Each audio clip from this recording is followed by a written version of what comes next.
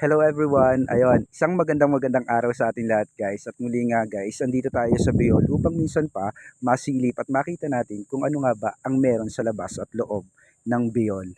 At eto na guys, handa na ba kayo? Ano mga guys, handa na ba kayo? Handa na ba niyong makita ang loob at labas ng Bicol? Kung handa na kayo, tara na, let's go! At ayun na nga guys, sa pagkakataong ito, nandito ngayon tayo sa taas, sa rooftop ng isang building ng Bicol guys. Ayun, at dito natin guys, pasisimulang pagmasdan ang kagandahan ng loob ng Beyond. Sa tingin nyo guys, maganda kaya? Kaakit-akit ba talaga? At na-amaze kayo? Tignan natin guys. Panoorin natin to guys. At ito na nga guys, umpisahan na natin. Pagmasdan yung maigi, walang kukurap. Dahil kapag kumurap ka, malamang talo ka. Tsaka walang maiinip dahil sa bandang dulo nito talaga namang may kaakit-akit. Kaya walang maiinip. Tandaan nyo yan, walang maiinip. Eto na tayo guys. Eto na talaga tayo. Malapit na tayo. Kaya walang may inip. Malapit na tayo. Eto na. 1, 2, 3, 4, 5, 6. At eto na nga guys. Eto na. Eto na yung napakalinaw na tubig sa look na ito.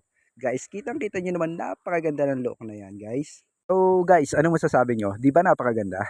At hindi lang yan guys, dito sa kabilang banda, makikita natin yung Puntang Batalan kung saan talaga naman ito yung subuhan ng mga bata dito sa amin guys. At kung mapapansin nyo guys, nandito rin yung lamesa kung tawagin, lamesa ng punta. Ayan guys, oh. Yung nakahiwalay na batong yan guys. At ito pa guys, if you want more, I'll give you more syempre. At ayun na nga guys, sa pagpapatuloy ng aking paglalakad-lakad dito sa itaas ng rooftop ng Biol, nakita ko itong napakagandang kalooban nitong Biols guys. At eto nga guys, ipapakita ko sa inyo dahil malakas kayo sa akin, eto na, ipapakita ko kung anong meron dito sa loob ng Bicol guys. Napakagagandang halaman. Yan ang number 1 na meron dito guys. At eto pa guys, nais kong ipaalam sa inyo na may dalawang octagon building dito guys. Ayan. Pinakita ko lang itong octagon building na ito kasi naalala ko, naging bahagi ako minsan ng paggawa nito guys. So ngayon guys, ano masasabi nyo sa loob ng Bicol? So kayo na ang humusga guys, anong masasabi nyo sa loob ng Bicol? Ayan, maganda ba? Kakit-akit ba talaga? Kahanga-hanga ba talaga? So, ano guys, you want more? Kung gusto nyo pa, sige, let's go, tara. Dahil nga gusto nyo pa, sige, bababa na tayo sa Bicol. Bababa na tayo sa rooftop ng Bicol. Pupuntahan natin yung ilan dito sa napakaganda sa baba ng Bicol, guys. At ito na nga guys, dito naman tayo sa second floor ng building ng Bicol, guys. At dito nga mapapansin nyo yung ang iba't ibang hugis ng bintana ng building ng Bicol, guys.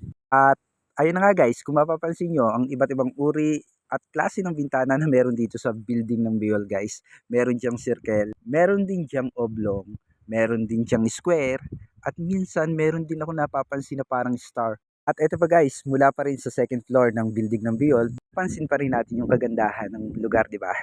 Kaya ano pang masasabi nyo? Sabihin nyo na. Sabihin nyo na kung ano talaga yung pwede nyo pang sabihin dito. Talaga bang maganda? Kung talaga bagang kakit-akit talaga. So, para sa akin, isa lang yung masasabi ko. Bagamat hindi pa yari yung pwesto or itong Bicol, hindi pa totally completed yung pag-construct nito, ay isa lang yung masasabi ko. Okay naman siya guys. So guys, hanggang dito na lang muna tayo. Hanggang sa susunod. Bye-bye.